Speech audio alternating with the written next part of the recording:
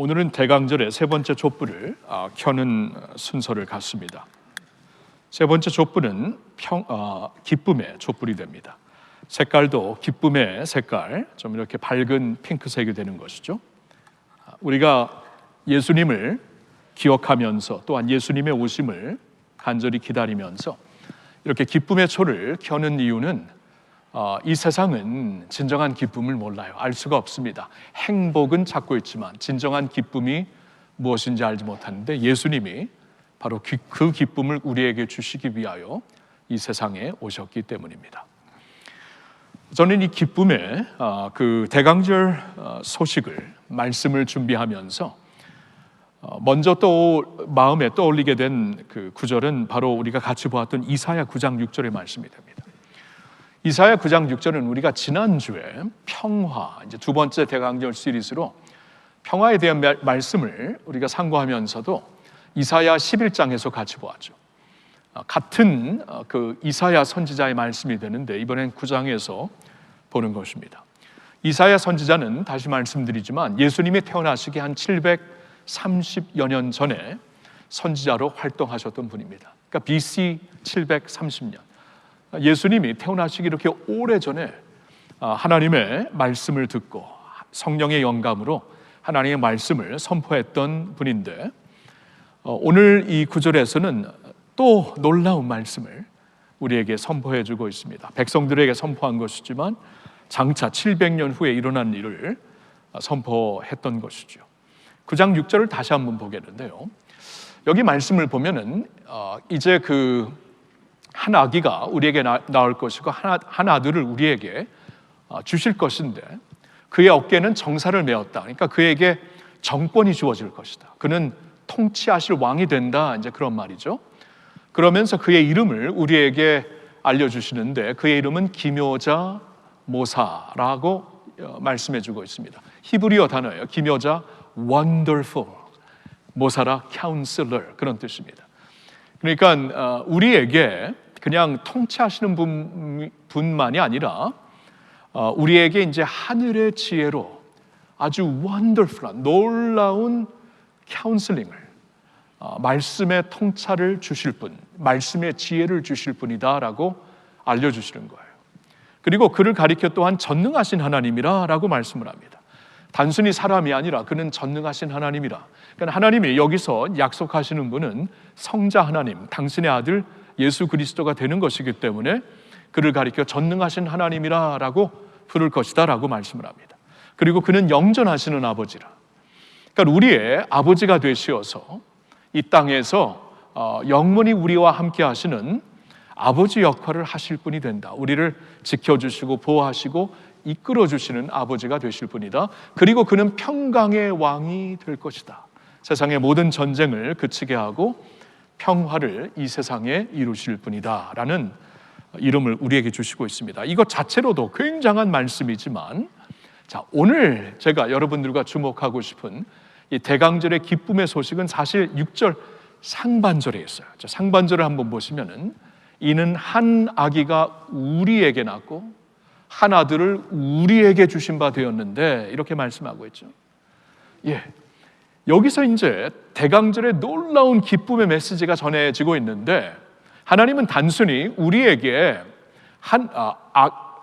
단순히 세상에 한 아기를 주실 것이다. 당신의 아들을 주실 것이다. 그로 하여금 그의 어깨에 정사를 매게 할 것이다. 정치권을 주권을 그에게 주실 것이다. 이렇게 세상에 그를 보내주시어서 그런 일을 하시겠다라고 단순히 이렇게 말하는 게 아니라 우리를 위하여 우리에게 낳게 되실 분, 우리를 위하여 우리에게 주신 바 되신 분이라고 말씀을 하고 있는 거예요. 뉘앙스가 완전히 다르죠. 우리에게 주어지는 그분, 우리를 위하여 우리를 가슴에 품고 주시는 하나님의 말씀이라는 것입니다. 이게 기쁨의 소식이죠. 우리에게 진정한 기쁨을 주시는 메시지가 여기 있죠. 하나님이 그냥 역사를 주관하시는 것이 아니라 우리를 위해 역사를 주관하시는구나. 당신의 역사를 우리를 위해 펼치실 것이구나 라는 말씀을 우리에게 주시고 있습니다. 참 감격스러워요. 너무나 감격스러워요. 특별히 원래 하나님이 어떤 분이신가를 생각해 보면은 이 감격은 더욱더 크게 우리에게 임할 것입니다. 원래 하나님은 어떤 분이셨는가? 여러분, 저는 이제 미국에서 신학을 했잖아요. 미국에서 신학을 하면서 하나님, 신론, 하나님에 대한 이제 신학을, 조직 신학을 배웠을 때 원래 하나님의 모습을 이렇게 대표하는 굉장히 이제 신학적인 용어인데, 그 용어는 그래도 우리가 충분히 이해할 수 있어 갖고 그냥 제가 소개를 해드립니다. 첫째로 하나님을 가리켜서 이렇게 말해요. Unapproachable light. 다가갈 수 없는 빛이다. 다가갈 수 없는 빛. Inaccessible holiness. 접근할 수 없는 거룩입니다. 여러분이 오늘 본문의 이사야 선지자가 이사야 6장을 보면은 성전에서 하나님의 임재가 임하게 되었을 때 이사야가 이렇게 말합니다. 나 죽게 되었다. 그의 첫 번째 반응이 나 죽게 되었다. 나는 입술이 부정한 사람들 가운데 살면서 내 입술도 부정한데 내가 거룩하신 하나님을 보았다. 신약에 보면은 이제 베드로가 자기의 보트에서, 자기의 배에서 이제 그물을 이렇게 지키고 있고, 그물을 다루고 있고, 근데 예수님이 잠시 오셔서 말씀을 전한다고 하는데 옆에서 말씀을 전하는데 이거 주님이에요, 주님이. 그러니까 주님이 오셨구나 깨닫고 여기를 떠나라고 하잖아요. 나는 죽게 되었다. 이 허물과 죄로 완전히 죽어 있는 내가 거룩하신 하나님 앞에 어떻게 섭니까? Inaccessible holiness. 접근할 수 없는 거룩이죠. 그리고 하나님에 대해서 또 뭐라고 하냐면은 그 신학적인 단어인데 incomprehensible mystery라고 합니다. 이해할 수 없는 신비예요. 이해할 수 없는 신비. 여러분, 하나님을 누가 이해합니까? 우주 만물을 지으신 하나님을, 창조주가 되시는 하나님을 피조물이 어떻게 이해할 수 있어요? 여러분, 우리가 아무리 과학이 발달해서도 지금 우리 지구가 존재하고 있는 이 태양계가 존재하고 있는 이 은하수 하나, 알 수가 없어요. 은하수 하나. 너무나 큽니다. 너무나 커.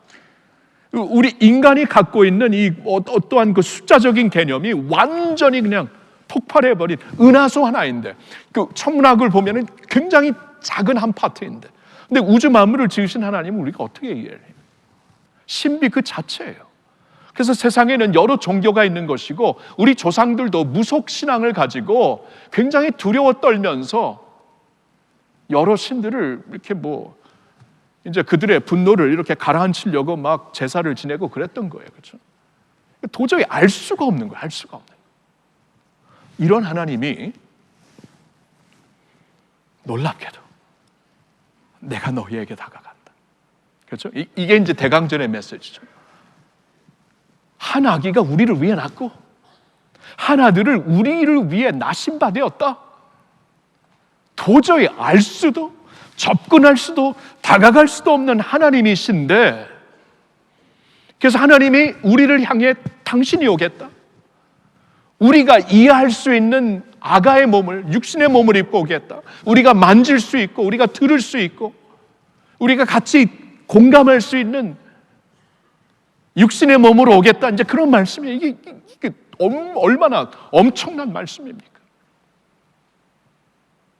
여러분, 아이들과 함께 어느 몰 같은 데 가서 이제 사람들이 너무나 많을 때 혹시나 잃게 되면은 그 자리에 있어 내가 와서 찾을게. 부모가 다 그러잖아요. 이 아이들의 입장에서 너무나 큰 곳에 너무나 많은 사람들 가운데 이 두려움 가운데 못 찾아요. 찾기 시작하면 계속 헤맵니다. 부모가 찾아와야죠. 하나님이 그런 말씀을 하시죠. 내가 찾아오겠다. 내가 너에게 오겠다. 와우. 이게 대강전의 메시지라면 이건 굉장한 기쁨이죠. 세상이 모르는 기쁨이죠. 어떻게 이런 기쁨을 우리에게 주실 수 있나? 이러한 황송함, 이러한 원더를, 이러한 놀라운 기쁨을 우리에게 주실 수 있나? 이게 대강절 메시지예요. 기쁨. 오늘 우리가 두 번째로 본 말씀은 이제 이사야 선지자가 예언을 한 후에 730년이 흘러서 일어났던 일입니다. 마태복음 1장에서 보았는데요. 아까 읽었기 때문에 제가 그냥 흐름만 요약을 해드립니다. 아브라함과 다윗의 혈통이었던 요셉이라는 자가 마리아라는 여인과 약혼한 관계였습니다. 이게 오늘 본문에 남편으로 나와 있는데 약혼을 했으면 그 당시에 남편이와 마찬가지였어요. 근데 아직 서로 알지는, 이렇게 신체적으로 알지는 못한 상황이었습니다. 약혼녀였어요. 근데 어느 날 그 약혼녀에게 아기가 생긴 것을 알게 돼요. 깜짝 놀란 일이죠. 물론 이 일은 성령의 능력으로 일어난 일인데 요셉은 몰랐죠. 남자로 인해 일어난 게 아니라 성령, 하나님의 영이신 성령의 능력으로 아기를 갖게 된 것인데 요셉은 이 사실을 알지 못했습니다. 근데 성경을 보니까 요셉은 의로운 자라, 착한 자다. 그래서 조용히 크게 이슈를 만들지 않고 조용히 파혼하려고 하였는데 그날 밤이었겠죠. 그날 밤에 꿈속에서 하나님의 천사가 나타납니다. 하나님의 천사가 나타나서 설명을 해주죠. 이 일은 성령으로 인해 된 것이다. 두려워하지 말아라. 약혼녀 마리아를 너에게로 데리고 와라 라고 지시를 하죠. 그러면서 주시는 말씀이 마태복음 1장 21절부터 23절까지 우리 한번 다 같이 읽어보겠습니다. 아들을 낳으리니 이름을 예수라 하라. 이는 그가 자기 백성을 그들의 죄에서 구원할 자이심이라 하니라.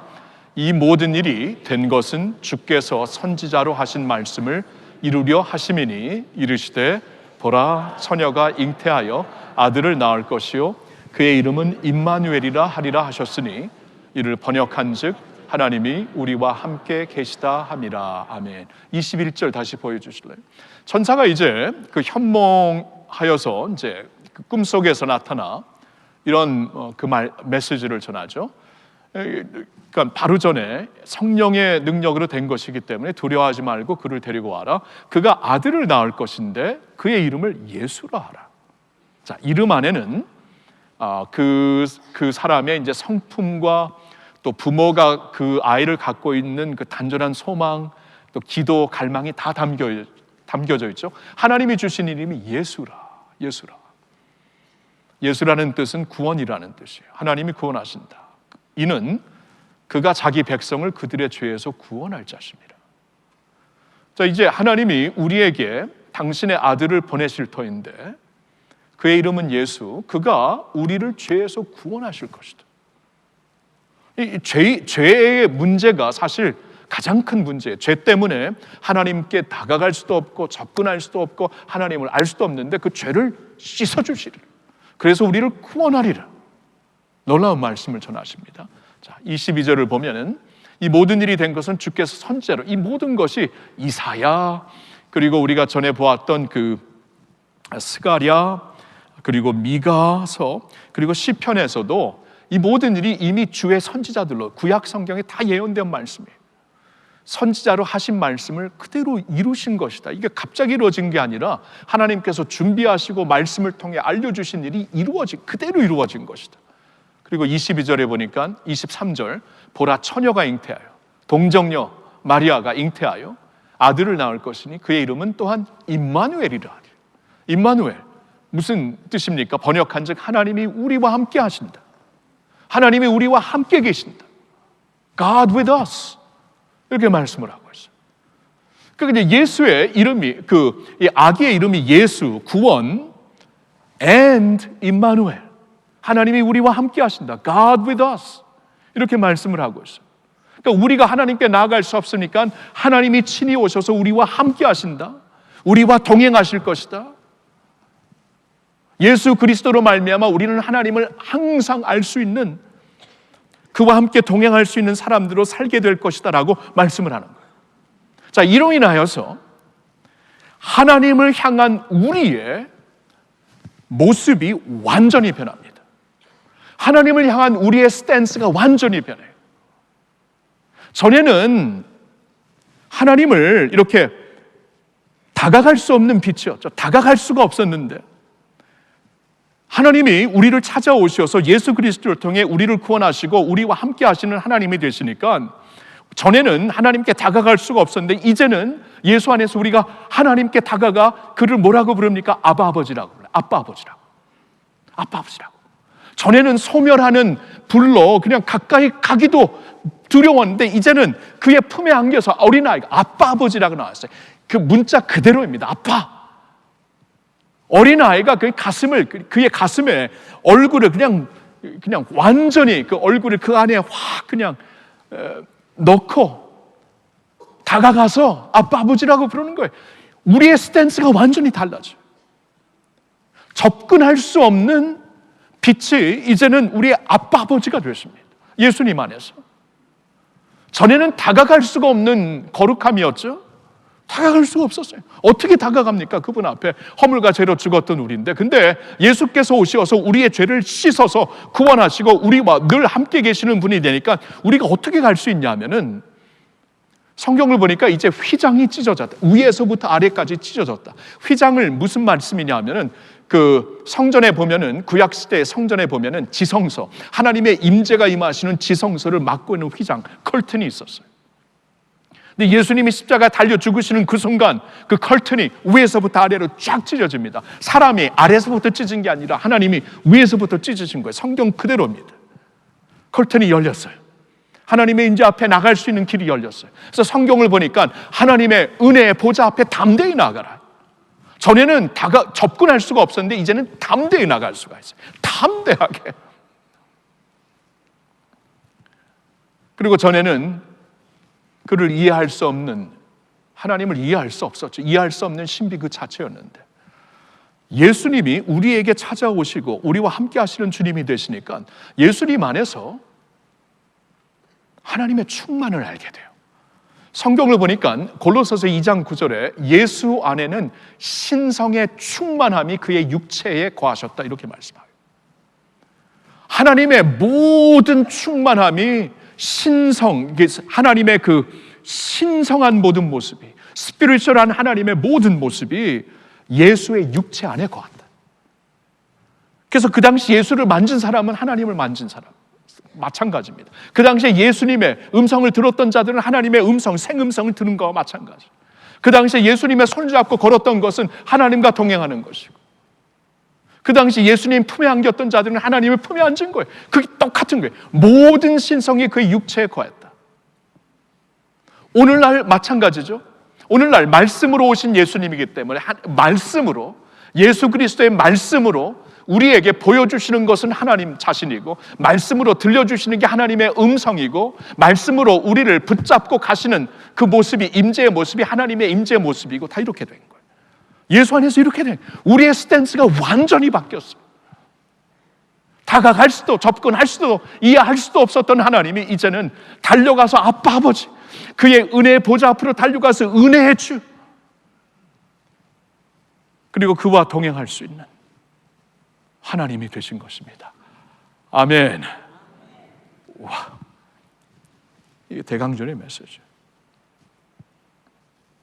저는 그래서요, 이 기쁨의 메시지를 전하면서 이렇게 결론을 짓고 싶어요. 이번에 제가 이 기쁨, 이 대강절 기쁨을 쭉 리서치하고 묵상하는 가운데 이 한 문장을 접하게 되었습니다. 바로 이거예요. Joy as resistance.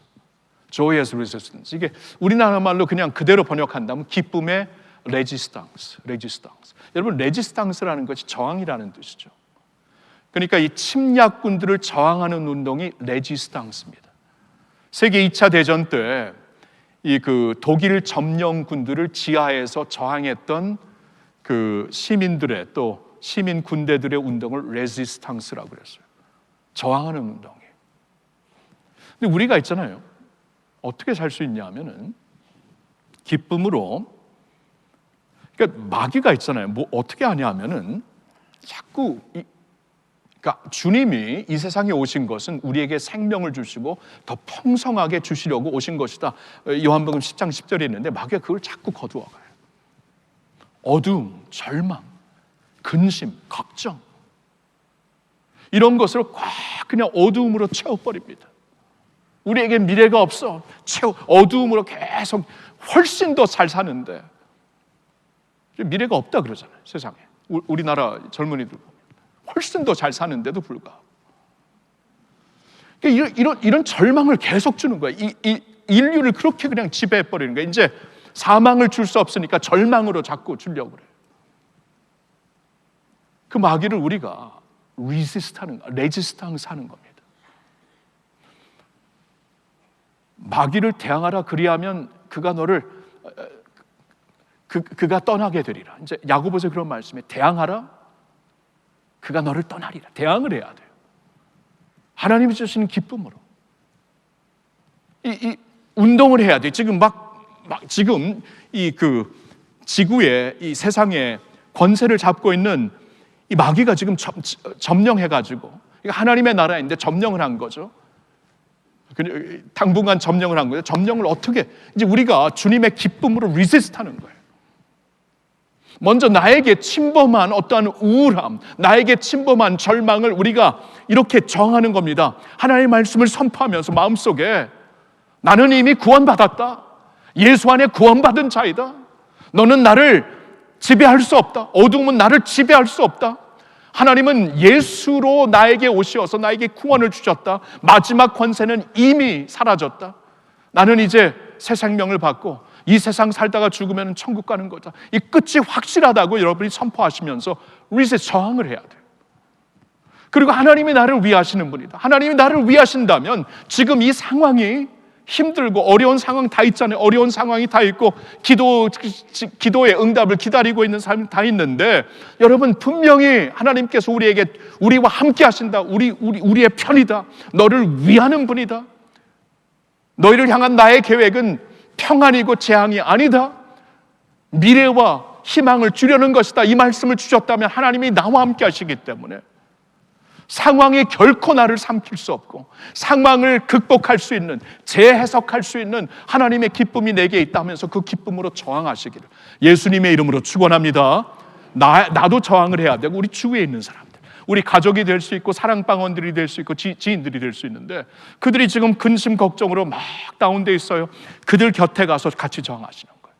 그들에게 가서 하나님이 주시는 이러한 소망이 있어, 말씀의 약속이 있어. 말씀의 약속을 같이 나누면서 예수 안에 있는 구원을 선포하면서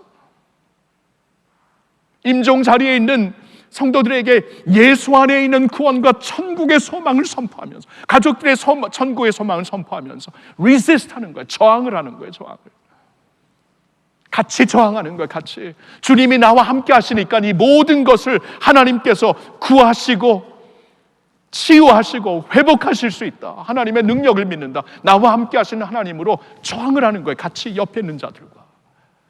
그리고 더 나아가서 세상에 복음을 전하셔야 돼요. 왜냐하면 세상은 너무나 bad news가 많아요. bad news가 너무나 좋지 않은 뉴스가 얼마나 많습니까? TV 틀어봐요. 거의 다 bad news입니다. 그런 것이 더 이제 인기가 있기 때문에 bad news를 더 강조하고 그래요. bad news로 가득 차 있는 이 세상에 하나님이 예수 그리스도로 오셔서 우리에게 굿뉴스를 주셨어요. 그게 복음입니다. 복음을 전하면서, 복음을 부끄러워하지 아니하면서 예수 안에 있는 구원을 선포하고 예수 안에서 우리가 하나님의 자녀가 될 수 있고 은혜의 보좌 앞으로 나아갈 수가 있고 접근할 수가 있고 다가갈 수가 있고 하나님을 알아갈 수가 있다라는 이 말씀을 전하면서 복음의 사신들이 될 때 이 세상의 어둠을 물리치고 주님의 기쁨의 빛으로 이 세상을 채우게 될 줄로 믿습니다. 기쁨을 알고 누리시며 기쁨으로 승리하시기를, 주님이 주시는 기쁨으로 승리하시기를 예수님의 이름으로 축원합니다.